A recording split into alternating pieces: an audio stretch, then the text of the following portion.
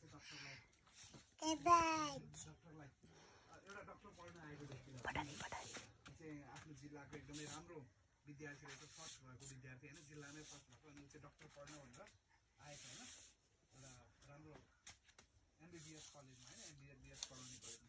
अनि त्यसरी इन्टरभ्यू लिने व्यक्तिले आइसकेको अब तपाईँ के गर्न आउनुभयो? सबलाई उपचार गर्छु, सेवा गर्छु, अनि त्यसपछि के गर्नुहुन्छ भने म धेरै पैसा कमाउँछु, अनि त्यसपछि म फेरि एउटा ठुलो हस्पिटल खोल्छु, अनि त्यसपछि म त्यहाँको मानिसहरूलाई फ्रीमा उपचार गराउँछु, त्यसपछि म बुढो हुन्छु, त्यसपछि म घरमा आराम गर्छु, बुढो भएपछि रिटायर हुनु पऱ्यो नि त, आराम गर्छु, त्यसपछि मर्छु। त्यसपछि तपाईँ मर्नलाई डक्टर हुन आएको हुन भन्छ। हेर्नुहोस् उद्देश्य के छ त? यस संसारमा हुनुको उद्देश्य के हो?